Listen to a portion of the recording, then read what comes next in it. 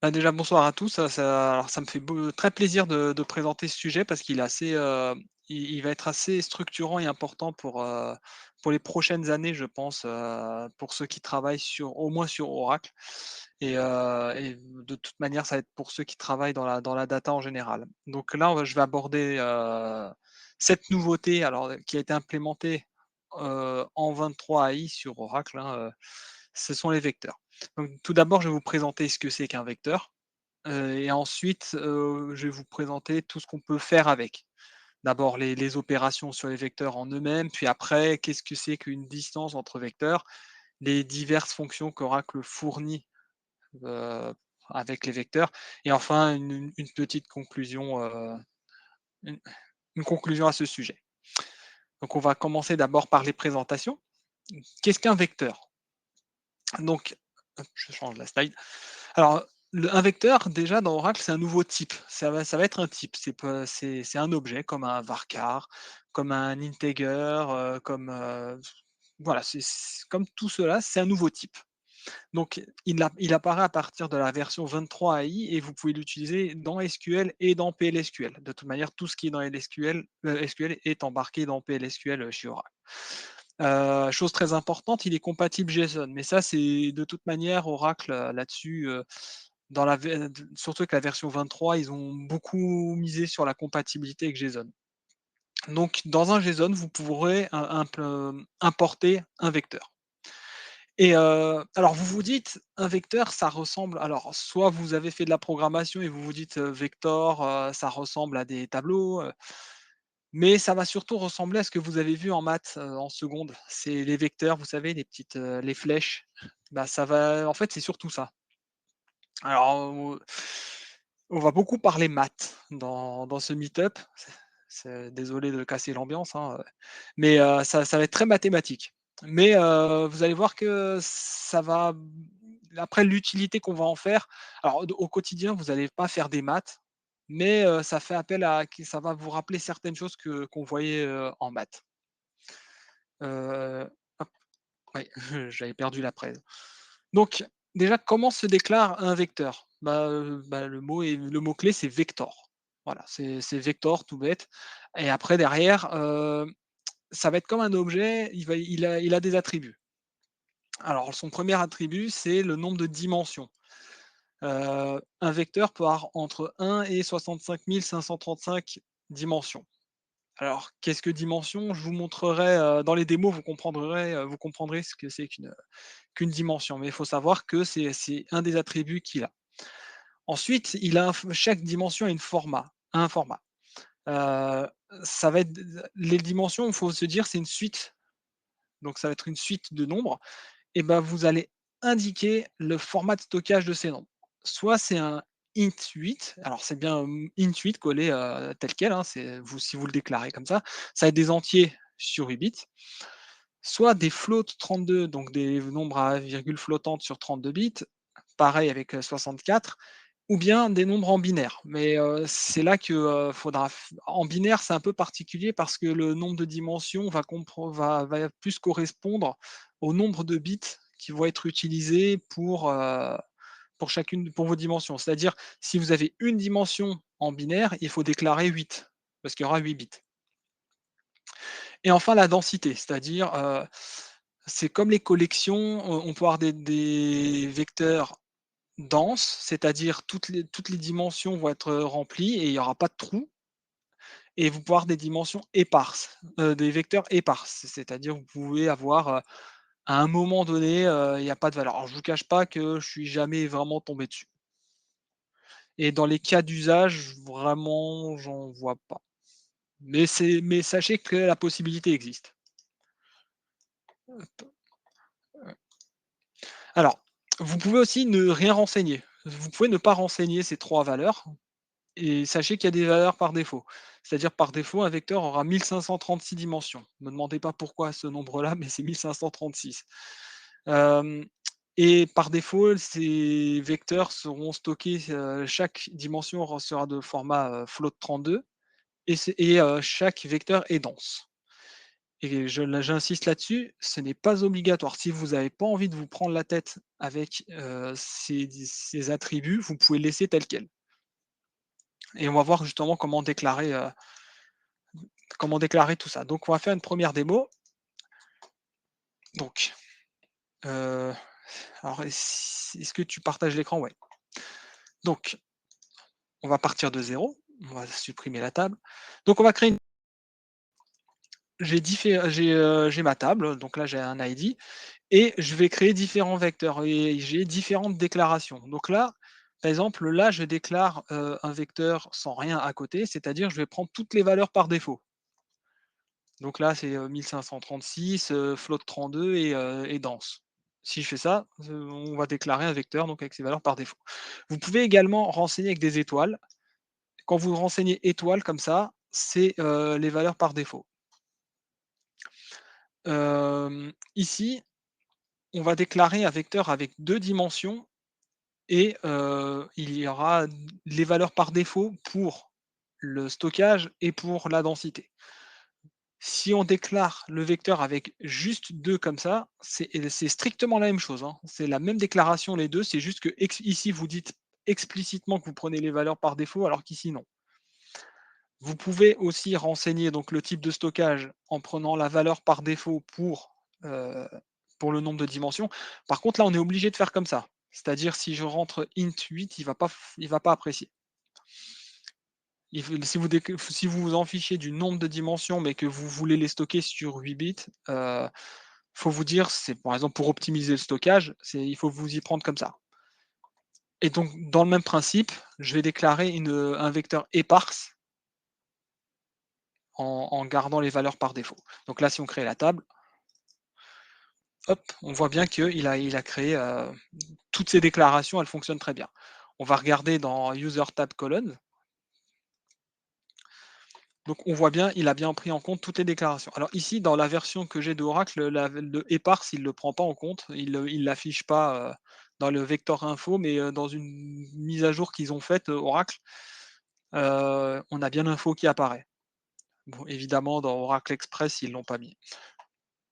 Pas encore. Donc là, on va insérer quelques valeurs. Donc comme je vous disais, un vecteur, en gros, ça va être une suite de nombres.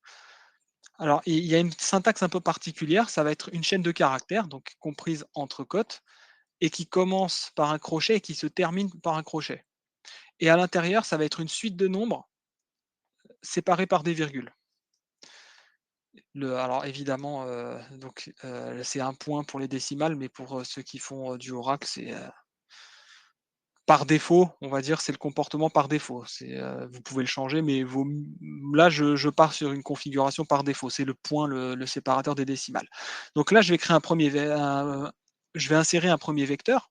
Donc là, la première dimension, ça va être ce nombre-là. La deuxième dimension, ça va être celle-là. Et la troisième, ça va être celle-là. Jusqu'ici, voilà. Donc là, on insère dans V1. V1, il a les valeurs par défaut, donc ce premier insert, il va passer sans trop de problème. Le deuxième, un vecteur que je vais insérer, donc là, j'insère 3 dimensions et V3, si je le reprends ici, il a 2 dimensions. Donc je vais insérer une dimension en trop. On va voir qu'est-ce qui se passe. Donc là, il n'aime pas. Il dit le nombre de dimensions doit correspondre au nombre de dimensions qui a été indiqué dans la définition de la colonne. Nombre réel 3, nombre requis 2. C'est comme si vous insériez dans un varchar de 10 100 caractères. C'est le même principe. Ensuite, ici, pour le troisième insert, si on remonte plus haut, on voit que j'ai pris comme stockage des entiers. Et là, j'insère des nombres à virgule. Il n'y aura pas d'erreur.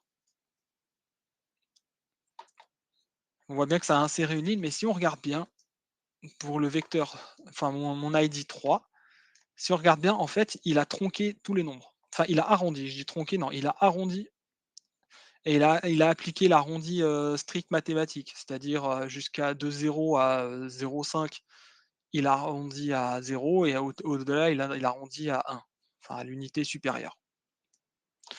Donc voilà, voilà comment ça fonctionne un vecteur, tout simplement, pour la déclaration. Donc là, on va retourner au slide. Ça, c'était pour la première démo. Alors là, on a vu, les vecteurs stockés et déclarés, heu, alors tu passes ton tableau comme un string. Oui, oui, les vecteurs, c'est une chaîne de caractères. C'est quand tu le il va le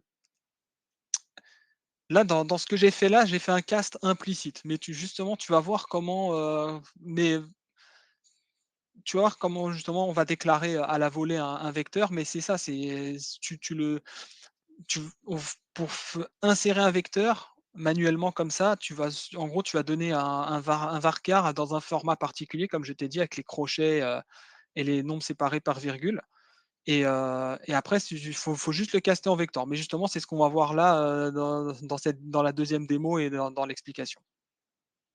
Donc justement, on peut créer les vecteurs à la volée, sans stockage. Il y a un constructeur qui existe qui s'appelle Vector, et donc sans stockage. C'est-à-dire si vous voulez que votre chaîne de caractères soit considérée comme un vecteur, faut tout simplement utiliser ce mot-clé, et ça va faire partie des fonctions à connaître.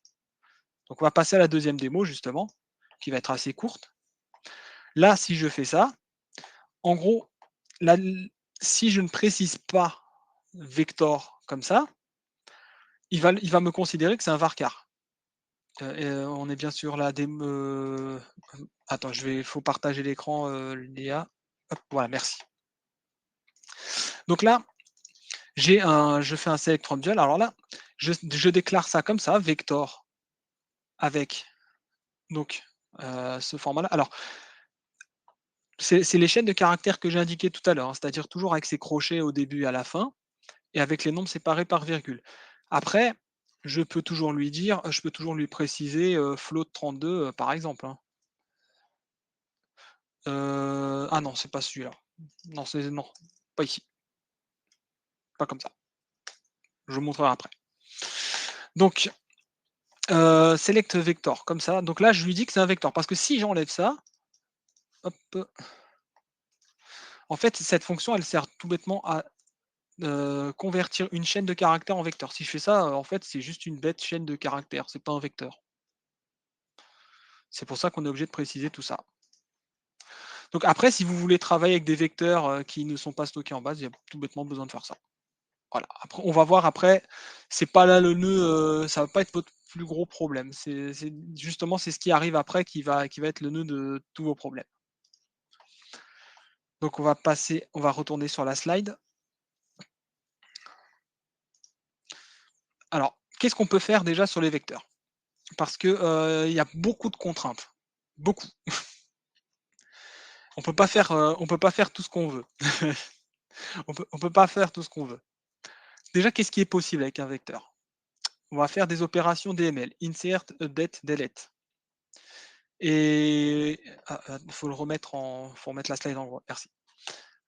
Insert, update, delete et rien d'autre. En fait, quand on dit opération, quand je veux parler d'opération, c'est, à peu près tout ce que vous pouvez faire avec les autres types, hein, comparé au varchar, au integer. Là, vous pouvez faire que du DML et rien d'autre. Enfin si, il y a autre chose, mais c'est spécifique au vecteur. Donc hop, qu'est-ce qu'on peut faire? Donc là, par exemple, je vais partager, faut partager des mots, merci. Donc, on va faire un insert. Donc là, en fait, ici, c'est un vecteur. Alors vous vous dites: «J'ai pas mis vecteur», oui, mais parce qu'ici, il va faire il fait un cast, implicite, hein, ici. C'est pour ça que je ne le précise pas. Voilà, j'insère ma ligne, tout va bien. Je précise vector ici, c'est ce que je vous ai montré tout à l'heure, hein, c'est le même principe, ça fonctionne, hein. Il y a pas de problème. Donc là, je peux faire un update avec, oups, pardon, hop, un update où j'attribue une valeur de vecteur à ma colonne. Pareil, ça c'est le cast implicite, ça c'est explicite.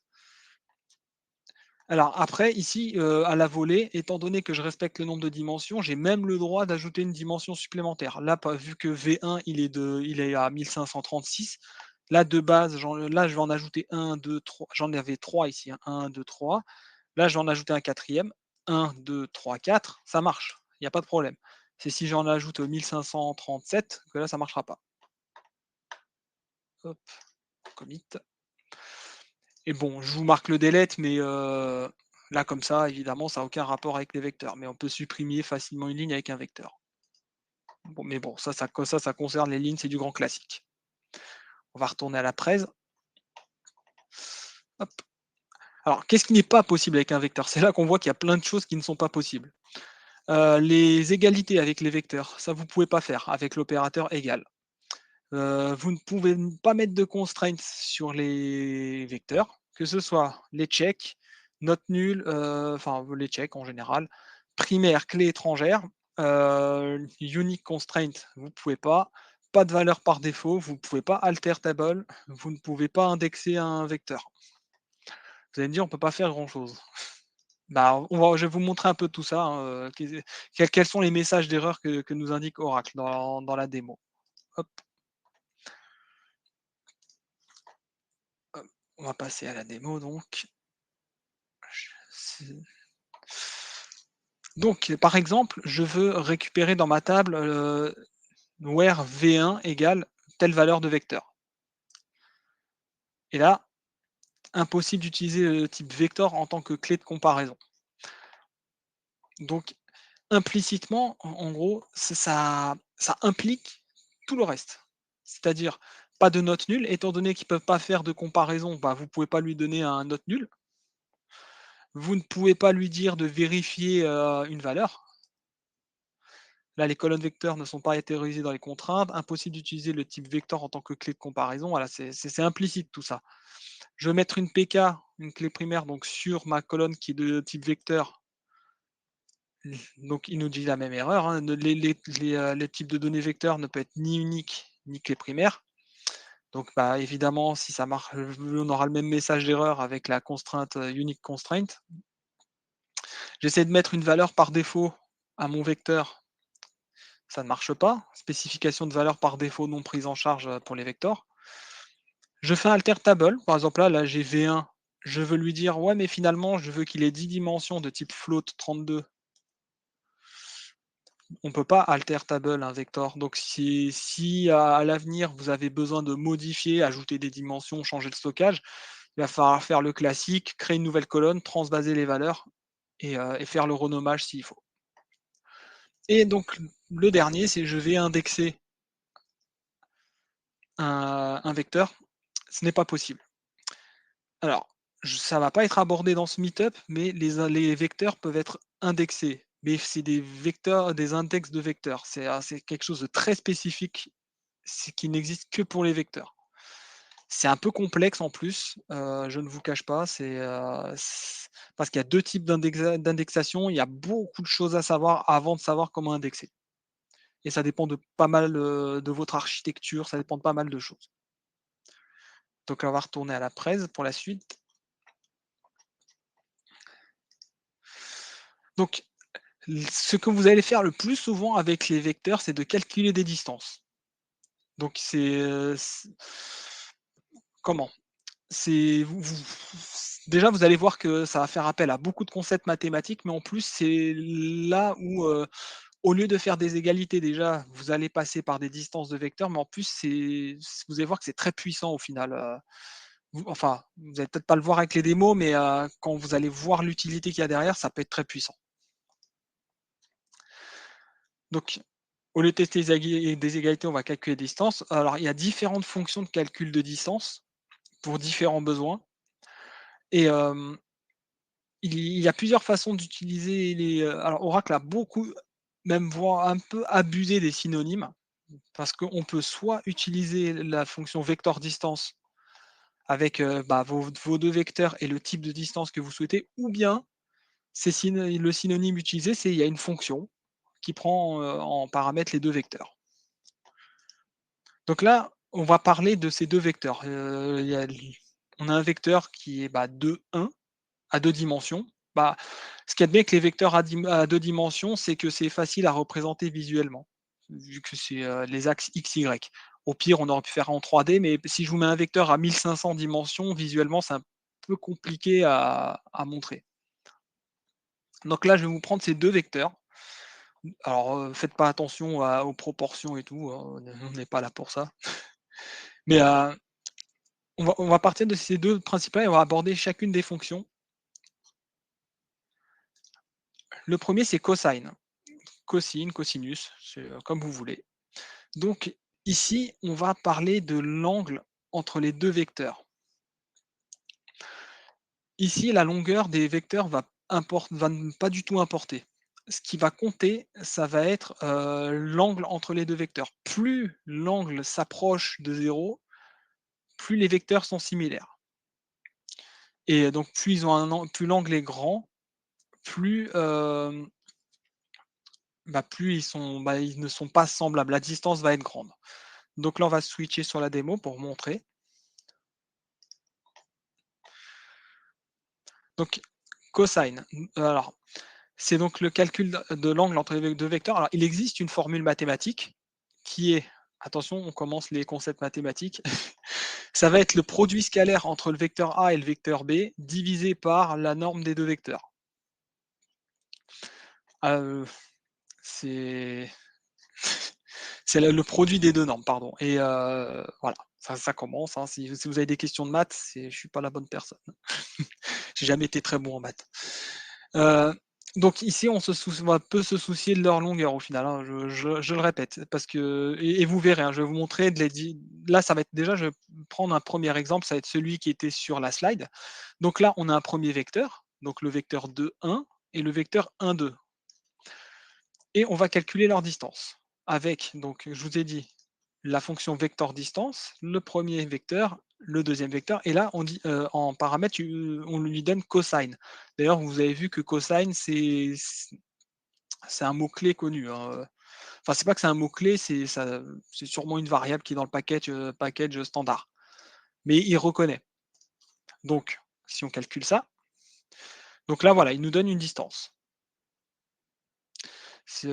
Alors, vous allez voir, vous allez souvent le voir dans les démos, mais il y aura beaucoup de nombres à virgule comme ça et il faut vous dire, le petit défaut des nombres à virgule flottantes, c'est on a parfois des choses un peu absurdes qui apparaissent.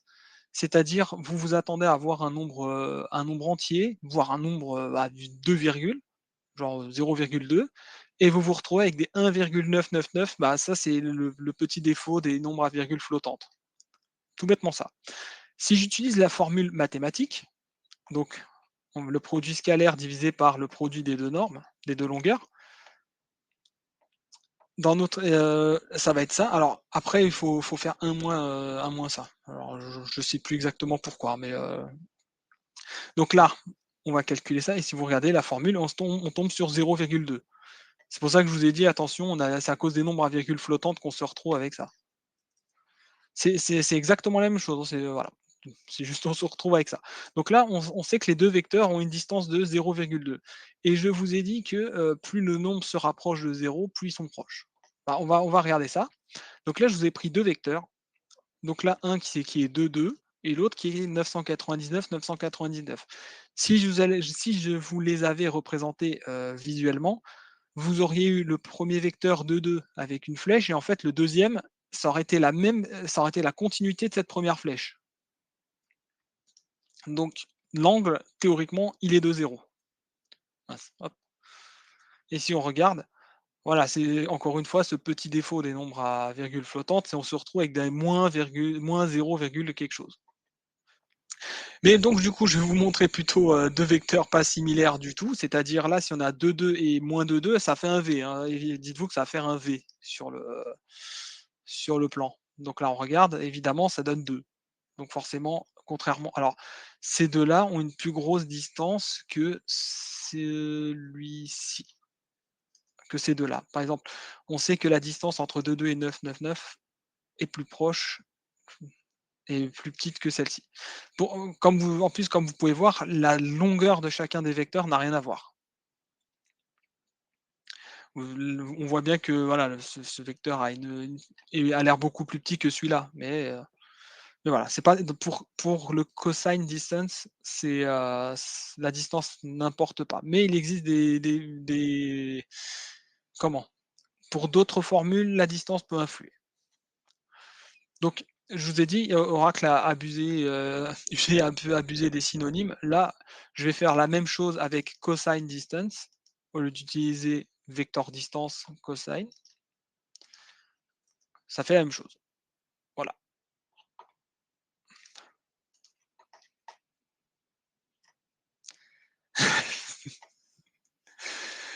On va repasser au slide. Donc là, deuxième type de distance, alors c'est ce qui est appelé, Manhattan, la distance Manhattan.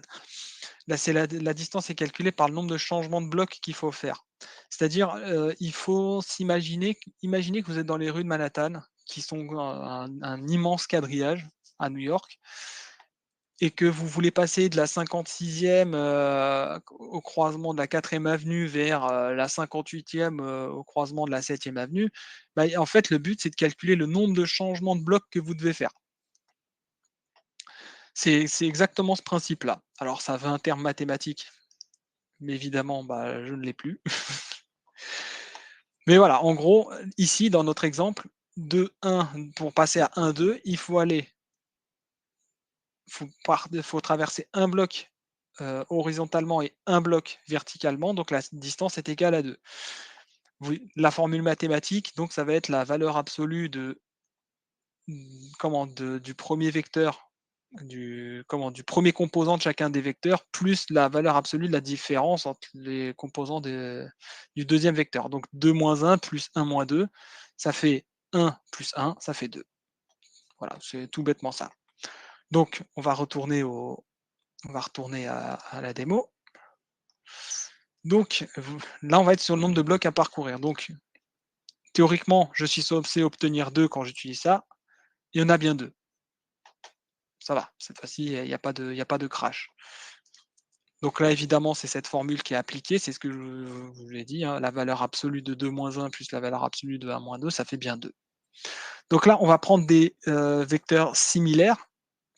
Donc c'est-à-dire, on est au bloc 2,1, c'est-à-dire imaginez donc vous êtes à la 58e avenue, mais que vous avez avancé légèrement dans votre parcours et que vous devez vous rendre, au bout, de la cent de arriver à la 59e là, par exemple. Vous avez ça. Donc là, encore une fois, vous êtes censé obtenir un 0,1, mais il vous sort un 0,99. Ça, c'est récurrent, hein. Moi, j'ai été regarder pourquoi on obtenait ça. C'est pour ça que je vous dis, c'est à cause des nombres à virgule flottante, et de la représentation en binaire. Donc là, je vais vous montrer des blocs éloignés. Donc là, c'est comme si vous rendiez de la première rue, première avenue jusqu'à la 12e avenue, à la 256e rue, par exemple. Voilà, c'est le même principe. Donc là, si on fait ça, on est censé avoir 997 plus 997, un truc comme ça, qui donne 1994. Et donc, le synonyme qui a été donné à Oracle pour faire vector distance Manhattan, c'est quelque chose de très explicite qui s'appelle L1 distance. Ne me demandez pas pourquoi.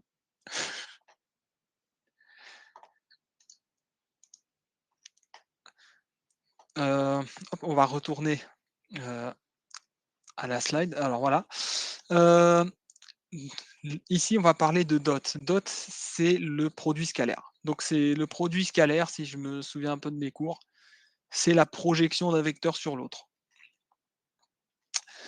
Et le but, c'est de vérifier si les vecteurs sont orthogonaux, etc.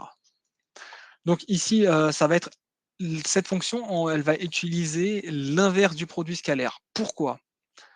Parce que plus une distance est petite, plus les vecteurs sont proches. Le problème, c'est qu'avec si on prend le produit scalaire tel quel, plus les vecteurs sont proches, plus le produit scalaire est gros. C'est pour ça que Oracle a appliqué un -1. Faut voir ça comme ça. Le but, c'est de garder une certaine logique. Plus la distance est courte, plus les vecteurs sont proches. Donc ici, non, hop. Donc on va voir la démo des produits scalaires.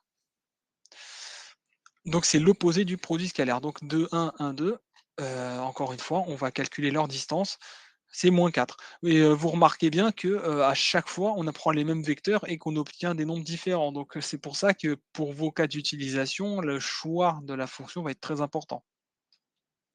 Donc là, on va prendre des vecteurs similaires. Donc là, on va prendre des vecteurs qui sont sur le même axe, hein, 2 et 4 mais j'aurais pu faire 9 aussi. Donc là, on voit que ça fait -16. On voit bien que la distance, elle est plus courte qu'ici. Donc là, on a -4. Donc là, c'est -16, c'est plus petit. Donc on voit que ces 2 vecteurs sont plus proches que ces 2 vecteurs-là. Et on va prendre 2 vecteurs pas similaires du tout et même ceux-là, ils sont orthogonaux vu que, ils sont à alors de 2 et -2, ça fait ça. Ils sont même totalement opposés, ils sont même pas orthogonaux, ils sont opposés. Donc là, ça fait 8. Le mon nombre est carrément positif. Alors après, Oracle, en faisant leur synonyme, ils ont mis le vrai produit scalaire qui s'appelle le inner product. Donc là, 4, si on prend ces 2 vecteurs-là, la distance, elle est de 16. Et si on utilise le vrai produit scalaire, on voit bien que c'est de -16, on passe à 16. C'est pour ça que je vous dis, c'est l'opposé du produit scalaire. Là, c'est plus vraiment un synonyme, là, c'est dans le vrai sens mathématique. C'est le produit scalaire dans le sens mathématique. On repasse à la démo. Donc ici, ça va être, la distance, euclidienne et la distance euclidienne au carré. C'est la distance, tout bêtement, la distance à vol d'oiseau. On prend les extrémités et on calcule leur distance. Alors, pourquoi il y en a 2? Pourquoi j'ai mis les 2 ici? Parce que euclidienne, c'est la vraie distance, seulement ça implique beaucoup de calculs par racine carrée. Le problème, c'est qu'avec les racines carrées, avec les nombres à virgule, les perfs, elles sont moins bonnes. Alors, Oracle a ajouté Euclidean Squared, c'est-à-dire qu'il a mis tous les nombres au carré. Alors, si je ne m'abuse, Oracle ici calcule avec le théorème de Pythagore. Ah, vous l'attendiez pas celle-là. Heu, hop, donc on va voir la démo. La distance à vol d'oiseau, donc là, je vais calculer ces 2-là. Hop, ici, ah voilà. Le premier, je l'ai calculé avec Euclidean, le deuxième avec Euclidean Squared. Donc toujours entre nos 2 vecteurs, hein, de 1 et 1, 2, il y en a un qui est 1,41 et l'autre qui est 2. Donc en gros, ça, c'est racine de 2. Donc Euclidean, en gros, si on détaille, Euclidean, c'est ça en fait, hein, c'est la racine carrée de 2,1, 2 moins 1 au carré, plus 1 moins 2 bref, il y a trop de carrés, et donc je vous l'ai mis pour la science, hein, vous avez même pas besoin de le connaître par cœur vu qu'on vous fournit les fonctions. Mais sachez que c'est une application du théorème de Pythagore. Mais, ce que j'ai fait, hein, du coup, et alors j'ai un peu beaucoup détaillé, mais ça, c'est donc Euclidean fait ça. Moi, je vous ai mis tout ça au carré, mais au final, c'est comme si vous faisiez ça.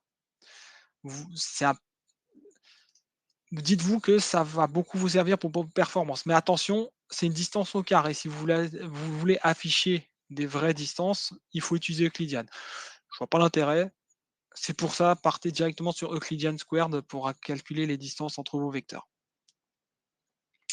Donc là, on va avoir des vecteurs un peu plus similaires, hein. Donc là, on va pas prendre exactement le même, hein, on va prendre un vecteur qui est très proche, hein, 1,9, 1,9. Il est juste à côté, là, vous avez une toute petite distance là, 0,14. Et là, des vecteurs qui sont très loin l'un de l'autre, donc 144 d'Euclidean. Donc en plus, oui, j'ai mis Euclidean, hein, mais on peut mettre squared, peu importe. Là, c'est des petits calculs. Mais sachez que plus tard, vous allez vous retrouver avec une base avec des milliers de vecteurs. Si vous faites ça en Euclidean, ça peut prendre un peu plus de temps. Et le synonyme qu'a utilisé Oracle pour Euclidean, mais pas Euclidean Squared, c'est L2 distance. Toujours pareil, pas logique visuellement. C'est pas dingue à retenir, mais voilà, faut savoir. L1 c'est Manhattan, L2 c'est L2 distance, c'est Euclidean. On retourne à la démo. Là, ça va être les méthodes de calcul un peu plus funky.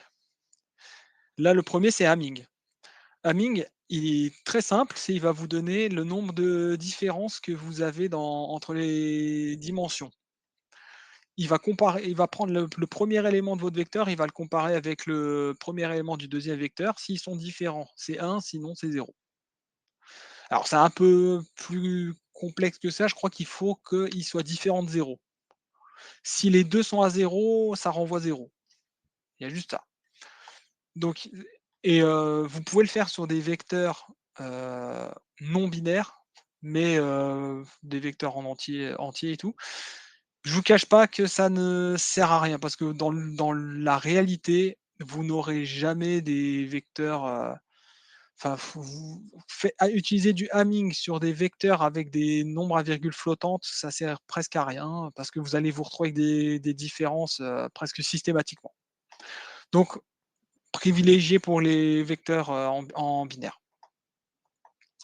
Donc là, si c'est pour notre vecteur, si on prend non, ouais, il y avait juste, donc là, ici, on va faire Hamming, donc 2 1, donc là, c'est différent, donc on met 1 2, là, le 1er 2 1, là, c'est le 2 d'ici qu'on le compare à ici et le 1, on le compare à là. Donc, heu, hop, voilà, ça fait 1 plus 1, donc là, la distance entre les 2 vecteurs, c'est 2. Voilà, là, on peut passer à la démo. Hop. Donc Hamming, donc là si je fais ça, on a bien 2 comme distance. Donc toujours pareil, le paramètre ici c'est Hamming. Donc là on va utiliser des vecteurs similaires, hein, 1, 2, 3, 4, 5, 6 d'un côté, 1, 2, 3, 4, 5, 4. Donc là normalement la distance ça ne devrait être que de 1. Voilà. Donc là vous allez me dire: «Ouais mais bon l'autre c'est 2, c'est pas si loin», mais si vous sur un grand nombre de dimensions, avoir une distance de 1, c'est faible. Surtout de toute manière, ça vous allez utiliser ça à titre de comparaison, mais je vous montrerai ça tout à l'heure. Donc là, si on prend des vecteurs pas du tout similaires, hein, ça donne ce qu'on a vu tout à l'heure, 2, j'aurais pu aligner les 2 et les -2 et ça aurait agrandi la distance. Et le raccourci qu'a utilisé Oracle pour cela, c'est, la fonction Hamming distance. Et le plus funky maintenant, là où, j'en perds mes mots, pour cette fonction, est-ce qu'on peut repasser à la démo? Ah, la démo, là, oui. Voilà, Jacquard, maintenant, les distances de Jacquard.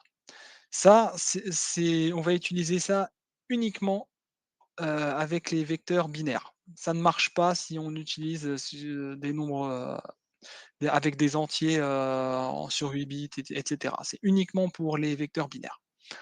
Donc là, j'ai 2 vecteurs, hein, 1 0 1 1 0 et 1 0 0 1 1. Et maintenant, on va appliquer la similarité de Jacquard, qui est la valeur absolue de A intersection B divisé par, A union B. Et après, on fait un moins cette similarité.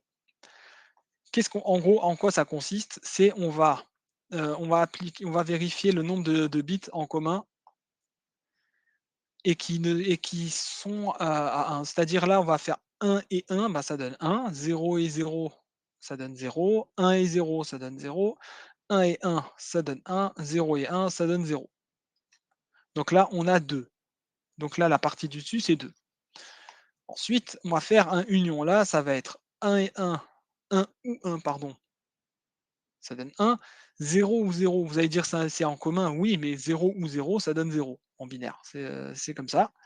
1 ou 0, ça donne 1 ou 1, ça donne 1, 0 ou 1, ça donne 1. Donc là, on a 1. On en a 4. Ici des 1, on en a 2. Donc maintenant, on fait 1 moins cette similarité de Jacquard, ça vous donne 0,5. Ça va? J'espère que vous accrochez. Et donc, plus le nombre est proche de 0, plus les vecteurs sont similaires. Et là, on va regarder avec la démo. Hop. Donc, déjà, je vais utiliser ça sur des nombres à virgule flottante. Vous allez voir que ça ne marche pas. Donc, requiert des vecteurs d'entrée au format binary. Format dimension détecté, float 32, float 32. Donc, on passe à la suite. Donc, c'est pour ça que je vais faire ça avec du binaire. Voilà, tout à l'heure, oui, ça marchait pas parce que j'avais pas précisé le nombre de dimensions. Voilà, je m'étais un peu planté dans ma déclaration. Donc, Là, j'ai les 2 vecteurs là que j'ai saisis, dans ma presse. On va calculer leur distance de jacquard. Donc tout à l'heure, je vous avais dit 0,5, c'est bien ce qu'on a. Donc là, on va utiliser des vecteurs similaires. Bah là, c'est simple, ça va être les mêmes, tout bêtement, hein. Vous allez me dire: «Oui, bah, c'est normal que ça donne 0». Mais après, je peux mettre, ici 0. Normalement, on devrait avoir, quelque chose du genre, 0,5. Heu, si je fais ça, voilà, j'ai réduit un peu la distance. Voilà, on a une la de toute façon, la distance maximum, ça devrait être 1. Donc là, on va se taper des vecteurs pas similaires. Voilà, 1. Là, ils ont rien en commun, voilà. Et donc leur raccour le synonyme utilisé par Oracle, c'est le Jacquard Distance. Donc voilà, c'est la même chose. Voilà, ça c'est non, c'était pas tout, il en reste encore un, mais il y aura pas de démo pour celui-là. Vous pouvez définir vos propres fonctions de calcul de distance de vecteur en JavaScript, si vous avez que ça à faire. Non, je dis ça en rigolant, mais la plupart des fonctions que je vous ai montrées, elles vont couvrir tous vos besoins. Mais si vous avez besoin d'avoir vos propres règles spécifiques, sachez que vous pouvez le faire donc en JavaScript. Et pour le moment, c'est uniquement JavaScript. J'ai pas vu de PLSQL ou quoi. Faut avoir une double casquette, quoi. Donc, quelles sont les diverses fonctions qui vont être utilisées? Alors, pendant la démo, je vous les ai plus ou moins tout montré, mais on va faire une petite passe dessus. Donc, on a vector ou toVector qui permet de créer un vecteur à partir d'un string. Alors, vous avez vu que vector, bah, je l'ai utilisé. toVector fait exactement la même chose. Comme je vous ai dit, Oracle a un peu abusé des synonymes. Hem, donc, on a soit vector, soit toVector. C'est exactement la même chose. From vector ou vector serialize, ça va créer un string à partir d'un vecteur. Là, c'est la fonction qui fait l'inverse. Vector norm, ça renvoie la norme d'un vecteur. Donc ici, ça va être la distance depuis l'origine, mais sinon c'est la longueur du vecteur. Vector dimension count ou vector dims, ça va vous renvoyer le nombre de dimensions d'un vecteur, et vector dimension format qui vous renvoie le format des dimensions. Ça, c'est si vous voulez avoir des infos. On passe à la démo. Donc, comme je vous ai dit, c'est strictement la même chose, hein, vector et toVector. Vector serialize. Alors ici, vous pouvez spécifier votre format de sortie. Là, par exemple, j'ai mis varchar, vous pouvez être en club et en bilob. Là, votre vecteur, vous pouvez le sortir, voilà, soit pour le stocker dans une autre colonne, soit dans un fichier. C'est vous qui voyez ça. Et voilà, dans un bilob, c'est vous qui voyez. From vector, c'est la même chose. Ça fait strictement la même chose, c'est juste des synonymes. Vector norme, ça va vous calculer la longueur de votre vecteur. Ah oui, ça y est, théorème de Pythagore, hein, c'est donc norme au carré égale 1 plus 1 au carré plus 2 au carré, la racine carrée de 5. Si je fais ça, oh, c'est la même chose. Là, je vous avais dit, hein, il y aurait des maths. Vector dimension count, donc là, si je prends mon vecteur ici et que je lui donne un vecteur en entrée, donc là, il y a bien 2 dimensions. Vector dims, c'est le synonyme. Vector dimension format, donc là 1, 2, vu que je n'ai rien spécifié, float 32, c'est c'est la valeur par défaut. On retourne à la presse. Alors, mot de la fin, et je crois qu'il n'y a pas de. Alors, du coup, vous allez me dire à quoi ça sert tout ça. Heu, En gros, ça va être votre porte d'entrée pour faire un peu d'intelligence artificielle chez Oracle. C'est ici qu'on commence à s'amuser. Heu, Pourquoi? Pourquoi les vecteurs? Alors les vecteurs, vous pouvez vous en servir totalement hors IA. C'est-à-dire, vous avez des propriétés sur des objets, vous avez, toutes des informations que vous stockez en format vecteur et que vous voulez faire des recherches par, similarité. C'est, comment? Les vecteurs, c'est ce qui va vous aider à faire cette recherche par similarité parce que si les recherches textuelles telles que like et tout, c'est peu performant et ça va pas vous aider à faire des vraies recherches par similarité.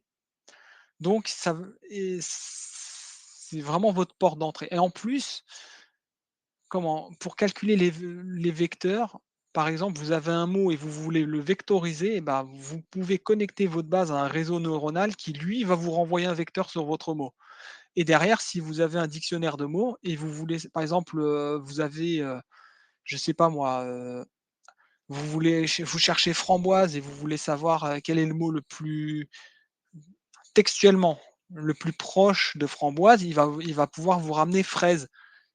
Sans les vecteurs, ça va être très compliqué à chercher ça. Et du coup, votre réseau neuronal va vous renvoyer tout un tas de vecteurs et avec les vecteurs distance, vous allez pouvoir retrouver le mot le plus semblable. Après, chaque vecteur distance a son utilité. Par exemple, pour les textes, il me semble qu'il faut utiliser alors pour les recherches textuelles, il me semble que c'est Manhattan qu'il faut utiliser. Après, pour les images, il y a le cosine, voilà, faut un peu, faut affiner en fonction de quelle similarité vous voulez chercher. Donc là, c'est pour ça que je vais vous faire une démo de la fin.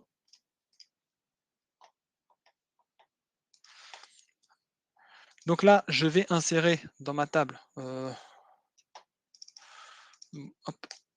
quelques vecteurs. Donc là, j'ai inséré tout un tas de vecteurs dans ma table. J'ai inséré tout ça. Donc là, je vais prendre un vecteur que je lui donne en entrée, -1, 1, 2, et je lui dis: «Ramène» en gros avec cette fonction, avec cette requête, pardon, je vais lui dire: «Ramène-moi les 2 vecteurs les plus proches». Donc order by vector distance, donc là, il va calculer la distance de mon vecteur, de tous mes vecteurs qui sont dans la table avec celui que je lui ai donné là, et tu vas me ramener les 2 les plus proches. Donc voilà. V ici, c'est celui que j'ai donné en entrée. Ça c'est ceux qui sont stockés dans la table. Donc là, -1, 1 et 2, avec l'angle, il est le plus proche de ce vecteur-ci et le premier que j'avais entré en tout début de démo. Mais si on regarde par exemple avec Manhattan, si je fais ça, donc là c'est 4 et 1, si je fais ça, c'est 6 et 7 qui sont le plus proches, c'est-à-dire c'est eux qui impliquent le moins de changements de blocs de rue à Manhattan. Faut, faut voir ça comme ça. Euh, on va faire pareil avec Hamming. Donc quels sont ceux qui ont le plus d'éléments en commun? Donc là, on regarde bien, c'est 6 et 8. Pourquoi? Parce que ici, il y en a un en commun, ici, il y en a un, alors que les autres, il me semble que c'est carrément zéro. Et là, par exemple, là, les distances à vol d'oiseau, ça va être 6 et 7. Donc voilà, vous avez vu, hein, avec les mêmes vecteurs, avec les distances, en fonction de ce que je lui demande de calculer comme distance, il va ramener différents vecteurs. C'est pour ça que c'est votre besoin qui va guider qu'est-ce qu'on va utiliser ici comme distance de vecteur. Et chaque par exemple, comme je vous ai dit, hein, textuellement, sémantiquement, si c'est des images, il va falloir utiliser à chaque fois une fonction différente et ça fera l'objet d'un autre meet-up. Ce sera la partie 2. Là, on va commencer à s'amuser à faire des recherches vectorielles. C'est, ce qu'Oracle appelle le vector search, tout bêtement. Et voilà qui conclut nos différentes démos, nos explications. Donc si vous avez des questions, n'hésitez pas.